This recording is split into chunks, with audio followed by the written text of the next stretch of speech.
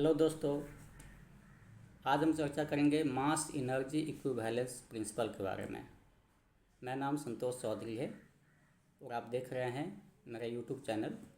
सबसे पहले तो आपको धन्यवाद करना चाहूँगा कि आप मेरा यूट्यूब चैनल देख रहे हैं और आशा करता हूँ कि आप बहुत बढ़िया हैं, स्वस्थ हैं और आनंदित हैं। दोस्तों, आज का जो हमारा चर्चा का विषय है वो है मास एनर्जी इक्विवेलेंस प्रिंसिपल। ये एक ऐसा प्रिंसिपल है जिसके वजह से अल्बर्ट आइंस्टाइन को बहुत ज़्यादा प्रसिद्धि मिली थी और ये बहुत मतलब फेमस भी है, चर्चा में रहती है। ये जो प्रिंसिपल है, बहुत सारे लोग इसका गलत इंटरप्रिटेशन भी करते हैं।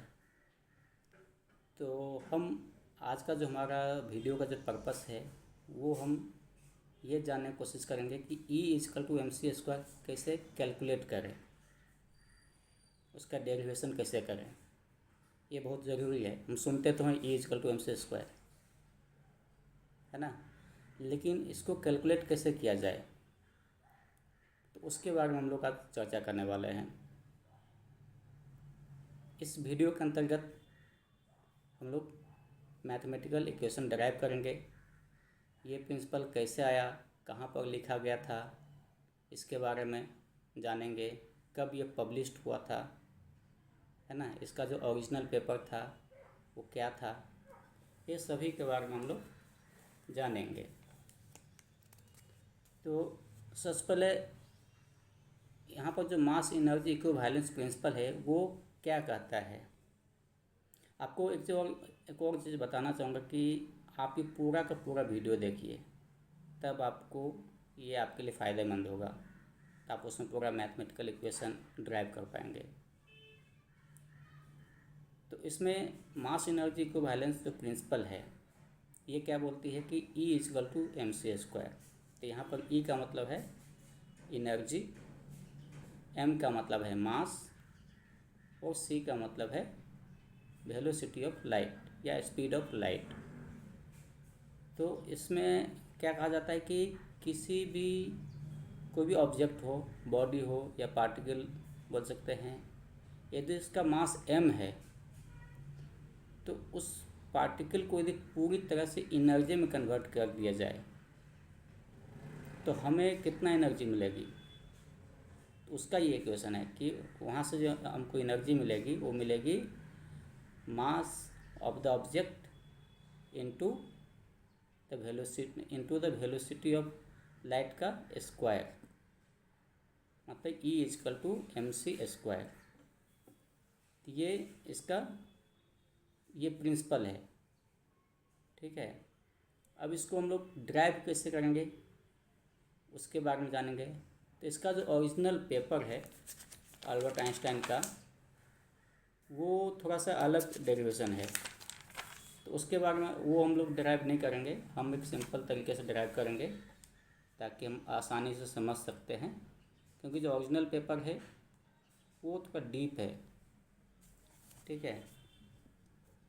तो ये जिस पेपर में पब्लिश्ड हुआ था, उनका जो अल्बर्ट आइंस्टाइन का जो थीसिस था, उस थीसिस का नाम था कि does the inertia of a body depend upon its energy contents. क्या किसी भी वस्तु का जो इनर्शिया होता है वो इसके एनर्जी, उसमें जितना पाया जाता है उस पर डिपेंडेंट होता है। ये उनका एक इंक्वायरी था, तो उन्होंने पेपर लिखा था, ठीक है। तो इसी मतलब यहाँ से जो E=mc² निकला तो उसको मास एनर्जी इक्विवेलेंस प्रिंसिपल कहा गया था। तो अभी हम लोग डेरिवेशन स्टार्ट करते हैं।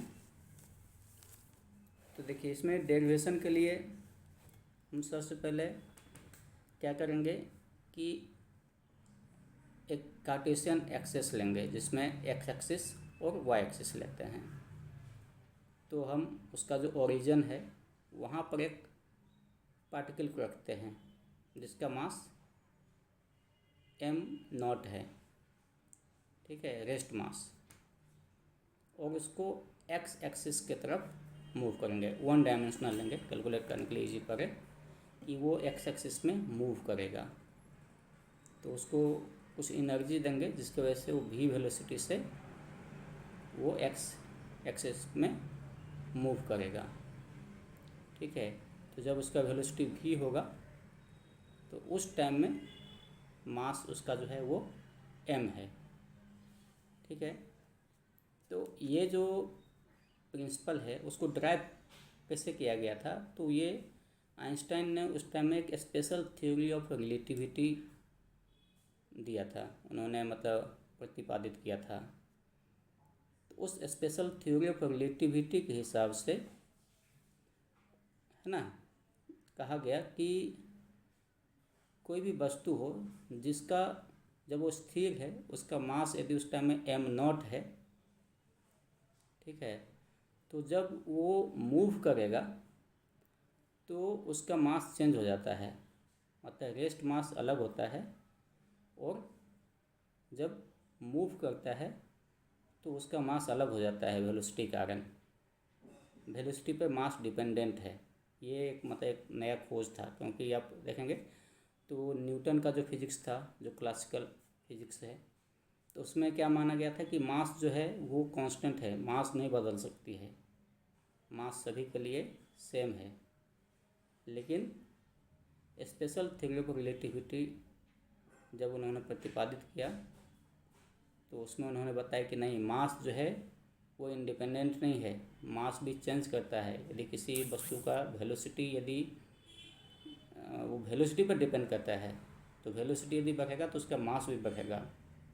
तो उसका जो स्थिर मास है और जब वो मोशन में है तो मोशन का मास और रेस्ट का मास अलग अलग है, मोशन के टाइम उसका मास बढ़ जाएगा। तो उन्होंने बताया था कि यदि किसी वस्तु का मास m0 है, ठीक है, तो यदि वो मोशन में है तो उस टाइम उसका जो मास होगा वो गामा m0 होगा। गामा यहाँ पर जो है वो लॉरेंज कांस्टेंट है।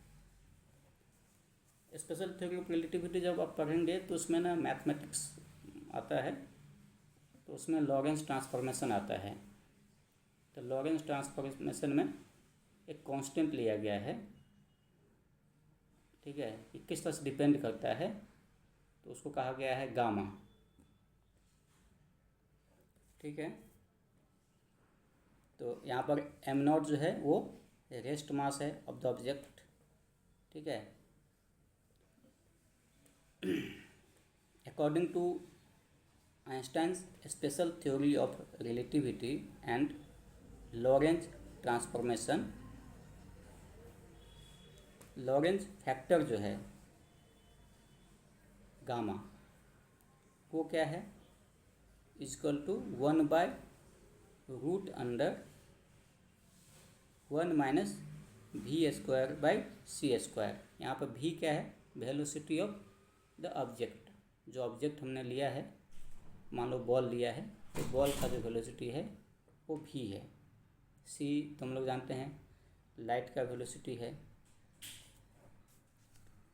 और इसमें रिलेटिविस्टिक मोमेंटम, ठीक है, रिलेटिविस्टिक मोमेंटम जो है वो p इक्वल टू क्या हो जाएगा, गामा m0 v।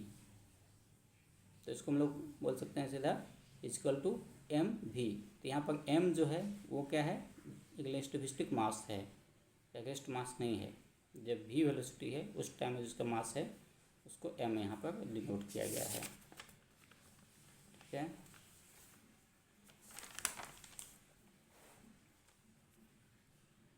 अब हम मैकेनिक्स से जानते हैं। From mechanics we know that total energy, हम लोग वहाँ पर क्या लिखते हैं, potential energy plus kinetic energy.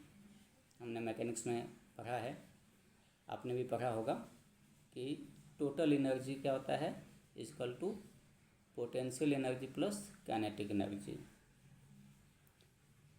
ठीक है, और कोई फ्री पार्टिकल हो, फ्री पार्टिकल का मतलब हो गया जिस पर कोई बाहरी फोर्स नहीं लग रहा है, वो स्वतंत्र है, तो उसका कोई पोटेंशियल एनर्जी नहीं होगा। जब फोर्स लगता है, किसी फोर्स के प्रभाव में रहता है कोई वस्तु, तो उसका पोटेंशियल होता है। लेकिन जब कोई बाहरी फोर्स उस पर नहीं लग रहा है तो उसका पोटेंशियल एनर्जी हम लोग जीरो मानेंगे। ठीक है, तो इस तरह से हम लोग क्या देखेंगे कि ई इजकल टू यहाँ पर सीधा हम लोग बोलेंगे कि वो काइनेटिक एनर्जी के बराबर हो जाएगा, है ना। तो E is equal to 0 plus half M V square, तो हम लोग सीधा बोल सकते हैं E is equal to half M V square. अब according to work energy theorem we know, हम लोग वर्क एनर्जी थ्योरम जब पढ़ते हैं तो उसमें हम लोगों ने देखा होगा कि काइनेटिक एनर्जी जो है वो बराबर क्या आता है, वर्क डन। किसी वस्तु पर जो वर्क डन किया जाता है वही क्या होता है, काइनेटिक एनर्जी में कन्वर्ट हो जाता है। तो वर्क डन क्या होता है, तो फोर्स, है ना, dot product of force and displacement. तो यहाँ पर हम लोग लिखेंगे एफ, है ना, इनफाइनेटिसिमल डिस्प्लेसमेंट के लिए डी एक्स लिखेंगे, क्योंकि एक्स डायरेक्शन हो रहा है इसलिए डी एक्स लिख रहे हैं यहाँ पर। तो इसको इंटीग्रेट करेंगे तो क्या हो जाएगा, एफ डी एक्स का इंटीग्रेशन निकालेंगे। एफ का मतलब फोर्स, फोर्स क्या होता है, तो फोर्स हमने पढ़ा है कि फोर्स का मतलब होता है rate of change of momentum with respect to time. Time के हिसाब से जो मोमेंटम में चेंज होता है उसका जो डिफ्रेंसिएशन होता है उसी को हम लोग कहते हैं force. F equal to D P by D T, है ना। तो यहाँ पर हम लोग लिख देंगे D P by D T, है ना, इंटू डी एक्स। फिर D P by D T में पी का मतलब है क्या, M into V, mass into velocity, momentum है तो उसका वैल्यू डालेंगे तो हमारे पास क्या हो जाएगा, D by D T into M V D X. अब यहाँ पर फिर एम भी, इसमें एम भी चेंज हो रहा है, वेरिएबल है। जब चेंज नहीं होता है तो हम एम को बाहर कर देते हैं, सीधा D V by D T लिख देंगे।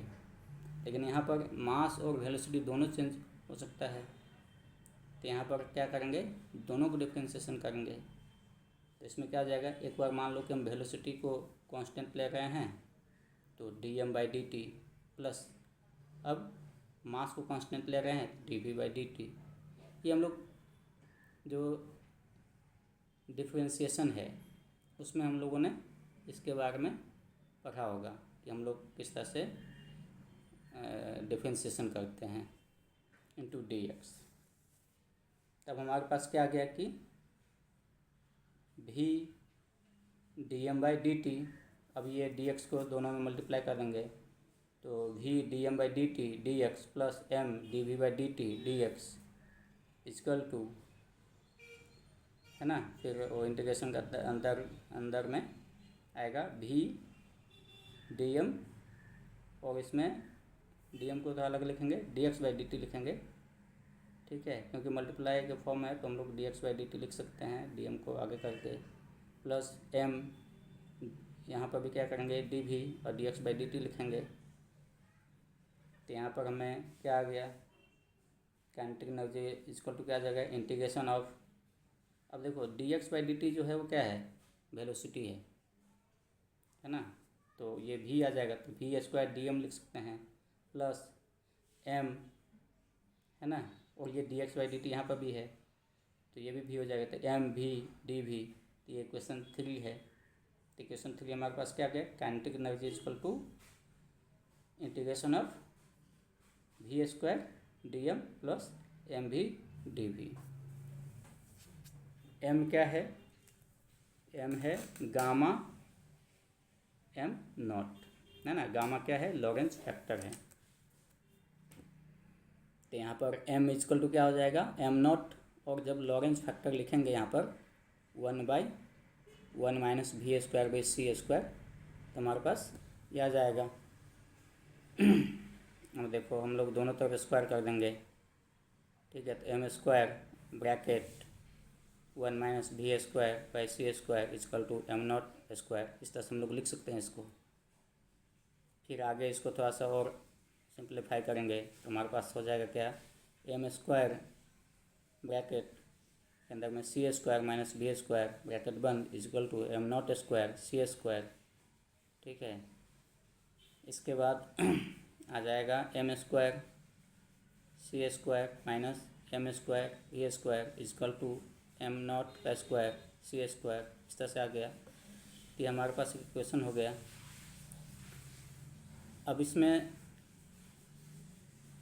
अब इसको हम लोग डिफरेंशियल के फॉर्म में लिखते हैं।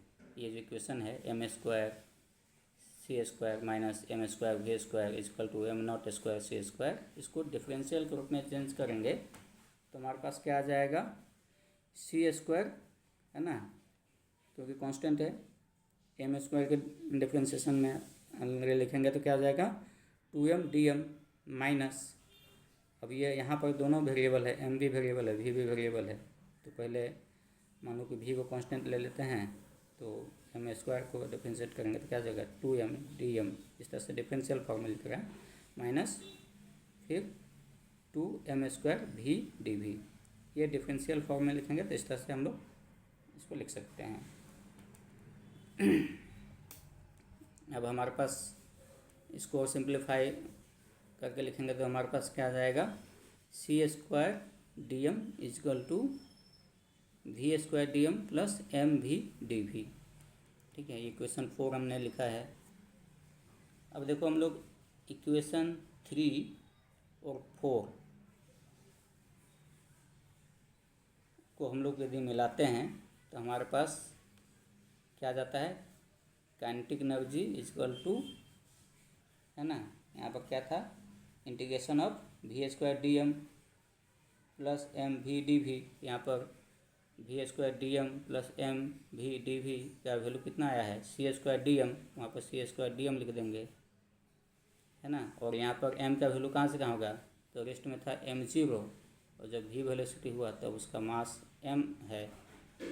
तो जब ये dm का इंटीग्रेशन तो सी स्क्वायर तो कांस्टेंट ही है, उसको बाहर निकाल लेंगे, dm का इंटीग्रेशन m होगा, m का वैल्यू लिख देंगे, है ना, m माइनस एम नॉट, ये आ गया। तो इस यहाँ से हम लोग को क्या मिला कि kinetic energy equal to m minus M not का ब्रैकेट 1 सी स्क्वायर, है ना।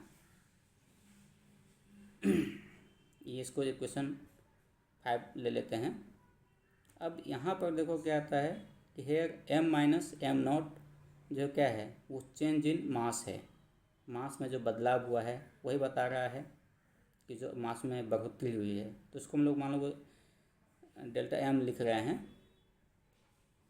तो वो क्या बता रहा है कि चेंज इन मास बता रहा है ना। तो अब हम लोग एनर्जी जो टोटल एनर्जी था वो क्या था हमारा, क्योंकि वहाँ पोटेंशियल एनर्जी तो हम लोग फ्री पार्टिकल के लिए कैलकुलेट कर रहे हैं ना, तो वहाँ पर पोटेंशियल एनर्जी तो था ही नहीं, तो काइनेटिक एनर्जी ही था, तो काइनेटिक एनर्जी निकल गया। तो इक्वल टू यहाँ पर हम लिख सकते हैं m minus M nought C square.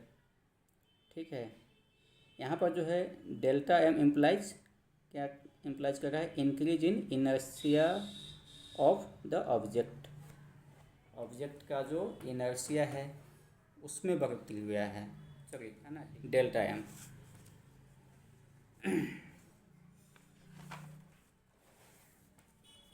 अब इनर्शिया मतलब क्या होता है, इनर्शिया मतलब इनर्शिया का मेजरमेंट हम लोग कैसे करते हैं, मास से करते हैं, mass is the measure of inertia. तो अब यहाँ पर देखो हम लोग को आ गया ना कि E equal to delta m सीधा m सी स्क्वायर लिख सकते हैं। If we generalise delta m by m, जो अल्बर्ट आइंस्टाइन का जो ओरिजिनल पेपर था, does the inertia of a body depend upon its energy contents, तो अब उसमें आते हैं जो लास्ट में उसने डिस्कस किया है, क्योंकि उन्होंने जो डेरिवेशन किया है वो अलग तरीके से किया है। ठीक है, तो वो मतलब जनरली हम लोग ये क्या है, जो पीएचडी करता है, जो एमएससी करता है, तो वो उसके लिए वो समझना आसान होता है, लेकिन एक हम लोग जनरल फॉर्म में यदि समझेंगे तो ये तरीका अच्छा है। तो इसमें उन्होंने उस पेपर में वही बताया था कि जो मास है, जो इनर्शिया में जो बदलाव हुआ है ना, जो बढ़ा है ना, does the inertia of a body depend upon its energy contents. क्या इनर्शिया जो है किसी भी वस्तु का वो उसके अंदर में एनर्जी कंटेंट होता है, उस पर डिपेंड होता है। तो ये उनका क्वेश्चन था। तो अब देखो इसमें if we generalise delta M, यहाँ पर डेल्टा एम क्या है, चेंज इन इनर्शिया, मतलब इंक्रीज इन इनर्शिया है, और ये मास में इंक्रीज हुआ है ना। तो उसको यदि हम सिंपली एम सीधा आप बोलेंगे, ठीक है, then for a free particle of mass M, यदि आप कोई एम मास का कोई फ्री पार्टिकल है तो उसके लिए हम लोग लिख सकते हैं कि उसका टोटल एनर्जी क्या हो जाएगा, E is equal to M C square. यहाँ पर डेल्टा एम के बदले में एम लिख रहे हैं, है ना। तो ये क्वेश्चन क्या बता रहा है कि जो मास में जो बढ़ोतरी हुआ है वही एनर्जी है ना, वो एनर्जी की वजह से उसका मास में बढ़ोतरी हुआ है। तो यहाँ से ये जनरलाइज किया गया कि एनर्जी जो है वो मास है, और मास जो है वो एनर्जी है, मतलब ये दोनों इंटर कन्वर्टेबल है, एक दूसरे में बदल सकता है। कि मास जो है वो, अब इसका मास बदला है ना, मास बढ़ गया है, तो एनर्जी के वजह से उसका मास बढ़ गया है। अब उस एनर्जी मतलब मास को यदि हम फिर से डिस्ट्रॉय कर दें तो हमको उतना एनर्जी मिल जाएगा। तो यहाँ से जनरलाइज किया गया कि यदि किसी भी वस्तु का मास m है तो उसको यदि पूरी तरह से एनर्जी में कन्वर्ट करते तो हमें जो एनर्जी मिलेगा वो मिलेगा mass into square of the speed of light, मतलब E equal to M C square. This is known as principle of mass energy equivalence, इसी को मास एनर्जी इक्विवेलेंस कहा गया है। This principle was proposed by Einstein in his original paper does the inertia of a body depend upon its energy contents, है ना। ये कब किया गया था, 21 नवंबर 1905 को। तो इसमें आशा करता हूँ कि आप लोगों ने पूरी तरह से समझा है। ये जो डेरिवेशन है बहुत ही सिंपल है, कोई मतलब इसमें ज़्यादा कोई कठिन नहीं है, बहुत ही आसानी से आप कैलकुलेट कर सकते हैं। यदि एक बार में नहीं भी समझ में आया तो आप वीडियो को दोबारा देखिए, तो उसमें आप आसानी से मतलब कैलकुलेट कर लेंगे। सबसे पहले क्या करना है कि कोई एक ऑब्जेक्ट लेना है, एक एक्सिस ले लेंगे, है ना, एक्स एक्सिस, उसका जो ओरिजिन है वहाँ पर वस्तु को पहले रखेंगे, तो वहाँ पर जो मास था स्थिर था, है ना, तो वो एम नॉट है। अब उसको वेलोसिटी मिल गया, एनर्जी मिला, तो है ना, तो भी वेलोसिटी से मान लो मूव कर रहा है एक्स डायरेक्शन में, तो उसके पास काइनेटिक एनर्जी हो गया हाफ एम वी स्क्वायर। और इसमें खाली क्या करना है कि जो लॉरेंस फैक्टर है उसको याद रखना है, ठीक है। ये जानना है कि मास जो है वो जो स्पेशल थ्योरी ऑफ रिलेटिविटी है उसमें ये जो मास m है वो रिलेटिविस्टिक मास है, ठीक है। तो रिलेटिविस्टिक मास इजकल टू क्या हो जाएगा, गामा इंटू रेस्ट मास, मतलब एम नॉट। ये करना है, उसके बाद हम लोग सीधा ड्राइव कर लेंगे। हम लोग जानते हैं ई के बराबर ई इजकल टू क्या होता है, potential energy plus kinetic energy, ठीक है। काइनेटिक एनर्जी का वैल्यू रखेंगे, half of M V square होता है, ठीक है। फिर काइनेटिक एनर्जी को यहाँ पर एक दूसरा थ्योरम यूज़ करेंगे, वर्क एनर्जी थ्योरम, है ना, तो वहाँ से काइनेटिक एनर्जी कैलकुलेट कर लेंगे। फिर उसी में वैल्यू रखेंगे, है ना, जो ये m equal to M nought root under 1 minus V square by C square है, उसको सिंप्लीफाई करके हमें मतलब यहाँ पर वैल्यू रखने के लिए मिल जाएगा। इसमें बेसिकली क्या क्या यूज हुआ है वो हम लोग मतलब एक बार समराइज कर लेते हैं कि इसमें लॉरेंस फैक्टर यूज हुआ है ना, special theory of relativity use हुआ है ना। प्रिंसिपल कौन कौन सा यूज करेंगे, तो स्पेशल थ्योरी ऑफ रिलेटिविटी, उसमें से हम लोग ले लेंगे मतलब m equal to gamma M nought, है ना। गामा जो है वो लॉरेंस फैक्टर है। उसके बाद हम मैकेनिक्स का जो जनरल नियम है, total energy equal to potential energy plus kinetic energy, ये ले लेंगे दूसरा काम। तीसरा काम क्या करेंगे, वर्क एनर्जी थ्योरम का जो सिद्धांत है वो यूज करेंगे। तो इसी तरह से हमको E equal to mc² calculate कर लेना है। तो कितना आसान है, मतलब कोई इसमें ख़ास चीज़ नहीं है, खाली इसमें याद रखना है, 3 चीज़ याद रखना है। स्पेशल थ्योरी ऑफ रिलेटिविटी है ना, मैकेनिक्स का जो टोटल एनर्जी का जो फॉर्मूला है, और वर्क एनर्जी थ्योरम जो है वो, ये 3 यूज करना है आपको। E इक्वल टू mc² आप आसानी से कैलकुलेट कर सकते हैं। तो ये पूरा वीडियो था, आशा करता हूँ कि आपको बहुत बढ़िया लगा होगा और आपको समझ में भी आया होगा, क्योंकि ये बहुत ही आसान तरीके से समझाया गया है। और इसमें एक और चीज़ है कि आप देखिए, इसको हम फोटोन के लिए यदि यहाँ पर लेते हैं, वहाँ पर जो अल्बर्ट आइंस्टाइन का जो ओरिजिनल थ्योरी है ना, वो फोटोन के बारे में उसमें पता चर्चा किया गया है। तो यहाँ पर यदि हम लोग देखेंगे कि फोटोन का रेस्ट मास क्या होता है, 0 होता है, और जब वो मतलब मूव करता है तो उस टाइम में उसका मास m मान लेते हैं, है ना, तो उसके पास इनर्शिया आ जाता है। तो उसका जो उस टाइम में जो एनर्जी होता है वो होता है E इक्वल टू mc²। तो फिर वो जब किसी चीज़ से इंटरेक्ट करता है तो वहाँ पर वो एनर्जी अपना ट्रांसपोर्ट कर देता है। यदि लाइट वहाँ पर ख़त्म हो गया तो उतना एनर्जी उसने ट्रांसपोर्ट किया है, मतलब उतना एनर्जी जो मास में था वो फिर उसने एनर्जी में कन्वर्ट कर दिया है ना। तो ये बेसिकली फोटोन के लिए उन्होंने समझाया था। तो इसको फिर जनरलाइज किया गया। ये सभी वस्तु के लिए हम ये बता सकते हैं कि मास जो है वो एनर्जी में कन्वर्ट हो सकता है, और एनर्जी जो है वो मास में कन्वर्ट हो सकता है, भले वो जिस तरह से भी कन्वर्ट हो। लेकिन यदि मास को एनर्जी में कन्वर्ट करेंगे तो हमें टोटल एनर्जी इतना मिलेगा, और इस एनर्जी को मास में कन्वर्ट करेंगे तो यहाँ पर हम मास भी कैलकुलेट कर सकते हैं, है ना। किसी का एनर्जी E है तो उसको मास में कन्वर्ट करेंगे तो क्या हो जाएगा, तो उसका मास कितना हो जाएगा, तो उसका मास कितना हो जाएगा, E/c², है ना, ये उसका मास हो जाएगा। तो ये चीज़ जो थी इसमें समझने वाली थी, तो आप आसानी से इसको कैलकुलेट कर सकते हैं E इक्वल टू mc², है ना।